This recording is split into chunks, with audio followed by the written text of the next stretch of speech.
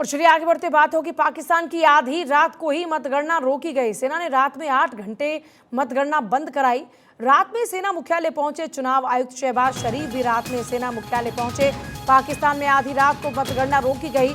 देखिए, पाकिस्तान में चुनाव संपन्न हुआ और चुनाव के बाद मतगणना को लेकर लगातार आपत्तियां सामने आ रही हैं। इस बीच एक बार फिर से मतगणना को रोका गया। रात में 8 घंटे के लिए मतगणना को रोका गया।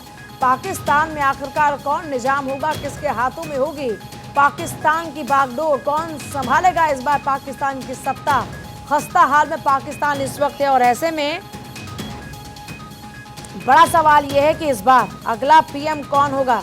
तो पाकिस्तान को लेकर लगातार अपडेट्स आ रहे हैं। पाकिस्तान चुनाव को लेकर अभी सबसे बड़ी बात है कि कौन सी सबसे पार्टी आगे है, ये एक बड़ा सवाल बना हुआ है, क्योंकि पीटीआई समर्थित जो उम्मीदवार हैं उनकी ओर से कहा गया कि धांधलेबाजी की जा रही है काउंटिंग में और देर रात रोकी गई मतगणना। पाकिस्तान में 266 सीटों के लिए मतगणना अभी भी जारी है। मतगणना में हो रही देरी ने सभी पार्टीज की टेंशन को बढ़ा दिया है।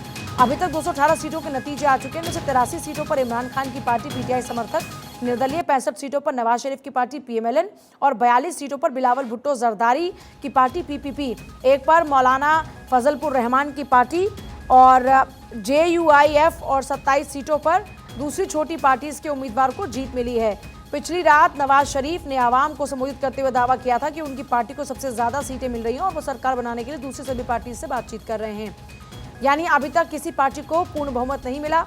नवाज ने चुनावी जीत का दावा किया। पीएम पद के लिए पाकिस्तान मुस्लिम लीग नवाज के उम्मीदवार नवाज शरीफ ने शुक्रवार को कहा कि 8 फरवरी के आम चुनाव में अपनी पार्टी की विजय होने के बाद गठबंधन सरकार बनाना चाहते हैं। 266 कुल सीटों पर अभी जो नतीजे हैं वो आ रहे हैं। 134 बहुमत है, जो आंकड़ा भी किसी के पास भी नहीं। हालांकि पीटीआई के पास में दावा किया जा रहा है कि 100 सीटें पीटीआई के खाते में आ चुकी हैं, लेकिन अभी बहुत स्थिति क्लियर नहीं है। पीएमएलएन के पास में 71, पीपीपी के पास में 53, अन्य के पास में 25। तो अभी देखिए, इस बीच नवाज शरीफ लगातार दावा कर रहे हैं कि सरकार गठबंधन में वो बनाएंगे। नवाज ने लाहौर के मॉडल टाउन में भीड़ से कहा कि मैंने शहबाज शरीफ को आज फजलुर रहमान, खालिद मकबूल सिद्दीकी और आसिफ अली जरदारी से मिलने का काम सौंपा है। देश की नाजुक इकोनॉमी का जिक्र करते हुए नवाज ने कहा कि देश में स्थिरता लाने के लिए कम से कम 10 साल चाहिए। उन्होंने कहा कि देश को संकट से बाहर निकालना पीएमएलएन की जिम्मेदारी है। और चर्चा की शुरुआत कर रहे हैं। हमारे साथ में बैरिस्टर वकास अब्रेज हैं, पॉलिटिकल एनालिस्ट पाकिस्तान से, और उत्तम कुमार देवनाथ हमारे साथ में इस वक्त डिफेंस एक्सपर्ट हैं।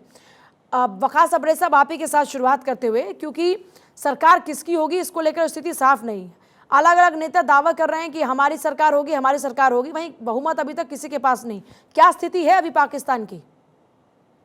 देखिए जी, अभी जो मौजूदा इस वक्त पॉलिटिकल सिनारियो उसके मुताबिक जो है, मियाँ शहबाज शरीफ साहब जो कि लास्ट टाइम पीडीएम की हुकूमत में प्राइम मिनिस्टर थे, अभी तक की जो खबरें हैं, जो इनकी मुलाकातें हैं और रात को भी जो लेट नाइट मुलाकात हुई, उसमें यही था कि आसिफ अली जरदारी के साथ मिलकर ये कोलिटेड एक गवर्नमेंट जो है वो फ्रेम करेंगे, क्योंकि इनके पास भी एक सादा अक्सरियत नहीं है और 134 का हिस्सा चाहिए, वो इससे कोसों दूर है। अगर हम इंडिपेंडेंट कैंडिडेट्स की बात करें, they are quite close to touch that specific numbers, लेकिन वो भी चूंकि उनके पास एक पॉलिटिकल पार्टी का सिंबल नहीं है, और जब उनके पास पॉलिटिकल पार्टी का सिंबल नहीं होगा तो उनके लिए रिजर्व सीट्स जो है वो लेना इंतहाई दुश्वार है।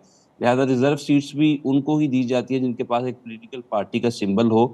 इसलिए जो इंडिपेंडेंट कैपेसिटी के अंदर तो ये हुकूमत बनेगी नहीं, तो जो हुकूमत बनेगी वो नून लीग की बनेगी। और जो इस वक्त मैं आपको मौजूदा चीज़ बताने जा रहा हूँ वो ये, नून लीग का प्राइम मिनिस्टर होगा, और जो पीपल्स पार्टी आसिफ अली जरदारी की तरफ से ये पेशकश की गई है कि वो प्रेसिडेंट उनकी पार्टी से दिया जाएगा।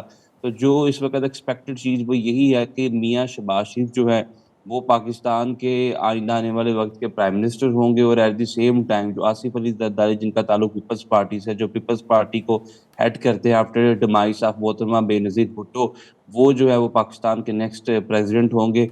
और लास्ट टाइम हमने जिस तरह पीडीएम की हुकूमत के अंदर देखा कि बिलावल अली भुट्टो को जो है वो जो है एक्सटीरियर मिनिस्टर बनाया गया, लिहाजा जो फॉरेन मिनिस्टर है वो बिलावल भुट्टो ही बनेंगे। इसके साथ साथ अगर एमक्यूएम की जो पार्टी है, जो कराची से भारी अक्सरियत से जीती है, जिनके पास अभी के जो नंबर्स हैं वो 17 हैं, 17 सीटों के ऊपर उनकी भी बढ़तरी नजर आ रही है। लिहाजा ये 3 जमातें मिलकर जो है वो वहाँ पाकिस्तान के अंदर हुकूमत बनाएंगे। लेकिन एक बात मुझे मैं जरूर बताऊंगा कि जो हुकूमत बनाई जाएगी ये कोई इतनी मजबूत हुकूमत नहीं होगी, और शायद आइंदा आने वाले 1-1.5 साल के बाद शायद ये लोग फिर किसी कन्फ्लिक्ट का शिकार हो गए, कंट्रोवर्सी का आपस में वजारतों के हवाले से, फिर से इनको दोबारा से इलेक्शंस करने पड़े, चूँकि आइन की जो रिक्वायरमेंट है वो ये कि ये तमाम नशिस्तें 134 होने के बाद जब आप रिज़र्व सीट्स ले लेते हैं मिनॉरिटीज़ की और ख़वातीन की भी, तो आपके पास 172 जो है वो नशिस्तें होनी चाहिए। अगर 172 नशिस्तें नहीं होंगी तो आप वोट ऑफ कॉन्फिडेंस नहीं दे पाएँगे, और वोट ऑफ कॉन्फिडेंस नहीं दे पाएगा कोई भी प्राइम मिनिस्टर, तो ऑटोमेटिकली असेंबली डिसॉल्व हो जाएगी।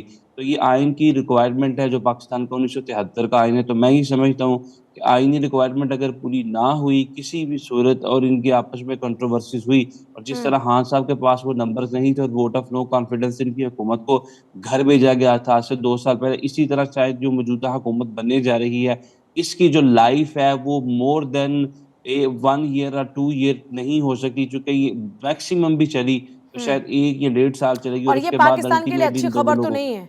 ये तो आप मानते हैं कि मेरा पाकिस्तान नहीं में है। जो इस वक्त हालात हैं उसमें अस्थिर सरकार नहीं चाहिए, स्थिरता चाहिए। देखिए, बिल्कुल Puja, you have absolutely put the nail on the head. जो इस वक़्त मौजूदा हालात है वो इस चीज़ का मुतहम्मिल नहीं हो सकते, क्योंकि अगर हमने जो हमारा मैं आपके पास वापस पहुंची हूँ। इस बीच एक बड़ी खबर आ रही है, पाकिस्तान में सरकार बनाने की जोड़तोड़, जरदारी और नवाज आ सकते हैं साथ। इमरान खान को रोकने की तैयारी है, नवाज ने शहबाज को निर्देश दिए हैं। ये एक अपडेट मिल रहा है, पाकिस्तान चुनाव को लेकर इमरान खान को रोकने की तैयारी है, और खबर ये है कि नवाज ने शहबाज को संकेत दिए हैं। पाकिस्तान में सरकार बनाने की जोड़तोड़ शुरू हो चुकी है। बैरिस्टर वकास साहब से हमारी लगातार बातचीत हो रही है। एक बार उत्तम कुमार देवनाथ का रुख करते हुए, उत्तम कुमार देवनाथ जी, जो पाकिस्तान में इस वक्त मौजूदा राजनीतिक हालात नजर आ रहे हैं, जाहिर तौर पर पाकिस्तान में जो भी सियासतदान चुने जाएंगे उनका असर भारत पर भी पड़ेगा, क्योंकि हमारा पड़ोसी मुल्क है पाकिस्तान। आप जो मौजूदा सिनेरियो है उसको किस तरीके से देख रहे हैं?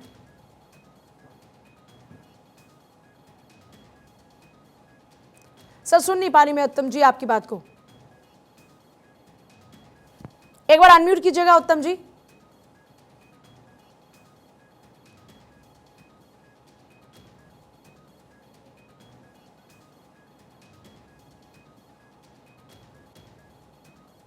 आवाज नहीं आ रही, जरा टीम एक बार चेकआउट करे क्या कुछ प्रॉब्लम है। लेकिन इस बीच सवाल लगातार बना हुआ है। बैरिस्टर वकास अब्रेज साहब लगातार मसले बने हुए हैं।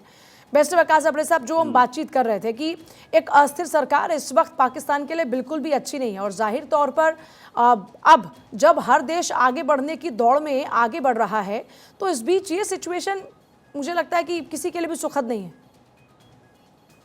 बिल्कुल जी, एक बड़ी क्योटिक सी सिचुएशन है इस वक्त जो पाकिस्तान के अंदर मौजूदा पॉलिटिकल प्रिवेलिंग सर्कमस्टेंसेस हैं, वो किसी अच्छी चीज़ की गमाज़ी कासी तर्जुमानी करते हुए नज़र नहीं आ रहे। क्योंकि अगर हम पीटीए की बात करें तो आल्दो कि पीटीए के पास सिंबल नहीं था, लेकिन इंडिपेंडेंट कैपेसिटी के अंदर जितने भी कैंडिडेट्स से इंतखाब लड़ा, वो भी इस पोजीशन में नहीं है कि वकास साहब, वो मैं इस पर कोई चर्चा किसी करूं, मैं इससे किस्म का पहले एक जल्दी से एक और जानकारी आपसे हासिल करना चाह रही हूँ। ये बार बार मतगणना को रोकना, फिर शुरू करना, फिर उसमें पीटीआई समर्थित जो उम्मीदवार हैं वो आरोप लगा रहे हैं कि धांधलेबाजी हो रही है काउंटिंग में, क्योंकि पहले उनका आंकड़ा 100 पार जा रहा था कि उनके पास में 100 का आंकड़ा पार हो रहा है, अभी वो आंकड़ा लगभग 90 पर आ गया।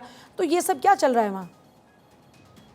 देखिए, जो इस वक्त इलेक्शन कमीशन के जो नताइज हैं उसमें 78 कॉन्स्टिट्यूंसीज का रिजल्ट जो पेंडिंग है।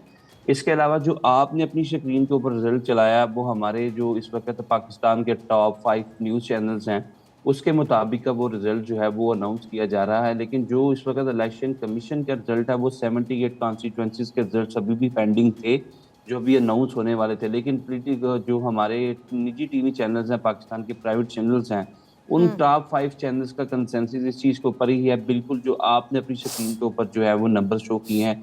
लिहाजा अभी इलेक्शन कमीशन ऑफ पाकिस्तान की तरफ से ऑफिशियल रिजल्ट की अनाउंसमेंट जो है वो बनती है, और उनके मुताबिक जो तहरीक इंसाफ के सॉरी। हमायत याफ्ता कैंडिडेट्स है वो 90 ही बनते हैं, जो 90 के करीब बनते हैं। तो लिहाजा अगर हम इस सिनारियो को देखा जाए तो फिर से शायद धांधली का रोना रोया जाए।